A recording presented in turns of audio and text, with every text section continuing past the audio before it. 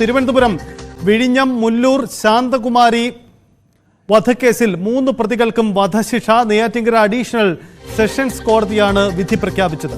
V Vinod നമുക്കൊപ്പം ചേർന്നു. വിനോദ്, 3 പ്രതികൾക്കും വധശിക്ഷ നൽകിക്കൊണ്ട് ഈ കേസിൽ വിധി പറയുമ്പോൾ വളരെ പ്രധാനപ്പെട്ട ഒരു നീക്കമാണ്. എന്താണ് ഈ കേസിന്റെ പശ്ചാത്തലം? ഈ കേസിലെ 3 പ്രതികൾക്കും വധശിക്ഷ വിധിച്ചിരിക്കുകയാണ്.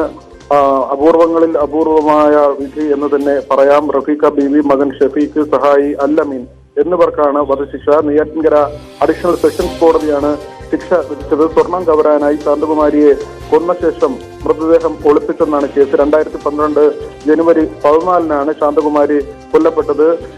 ശാന്തകുമാരി താമസിച്ചിരുന്ന വീടിനടുത്ത് വാടകയ്ക്ക് താമസിക്കുകയായിരുന്നു പ്രതികൾ. ഇവർ വീട് മാറുന്ന ദിവസം ശാന്തകുമാരിയെ വീട്ടിലേക്ക് വിളിച്ചു വരുത്തി. 71-കാരിയായ ശാന്തകുമാരിയെ അവരിൽ നിന്ന് സ്വർണം കവരുന്നതിന് വേണ്ടി കൊലപ്പെടുത്തുകയായിരുന്നു. പിന്നീട് വീടിന്റെ മച്ചിൽ ഒളിപ്പിച്ച് ഇവർ വീടൊഴിഞ്ഞു പോയി.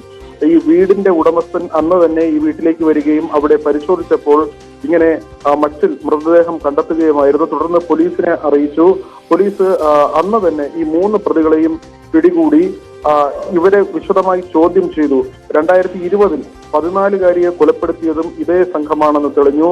ആ കേസിന് തുമ്പില്ലാതെ പോയിരുന്നു. ഈ കേസിൽ പ്രതികൾ പിടിയിലാവുകയും വിശദമായി ചോദ്യം ചെയ്യുകയും ചെയ്തതോടുകൂടിയാണ് 14-കാരിയുടെ കൊലപാതകത്തിലും അതിന്റെ രഹസ്യങ്ങൾ ചുരുളഴിഞ്ഞത്. ഏതായിരുന്നാലും ആ കേസിൽ ഇപ്പോഴും വിചാരണ തുടരുകയാണ്. അതിനിടയിലാണ് ശാന്തകുമാരി കൊലക്കേസിൽ 3 പ്രതികൾക്കും കോടതി വധശിക്ഷ വിധിച്ചിരിക്കുന്നത്. ചൈത്ത്, വളരെ പ്രധാനപ്പെട്ട കേസാണ്. ഈ കേസുമായി ബന്ധപ്പെട്ട് 3 പ്രതികൾക്കും വധശിക്ഷ എന്നതാണ് നെയ്യാറ്റിൻകര അഡീഷണൽ സെഷൻസ് കോടതിയുടേതാണ് നടപടി ഉണ്ടാവുന്നത്. 3 പ്രതികൾക്ക് വധശിക്ഷ. റഫീഖ ബീവി, മകൻ ഷഫീഖ്, സഹായി അൽ-അമീൻ എന്നിവർക്കാണ് വധശിക്ഷ. സ്വർണം കവരാനായി ശാന്തകുമാരിയെ കൊന്ന ശേഷം മൃതദേഹം ഒളിപ്പിച്ചു എന്നതാണ് ഇവർക്കെതിരായ കേസ്.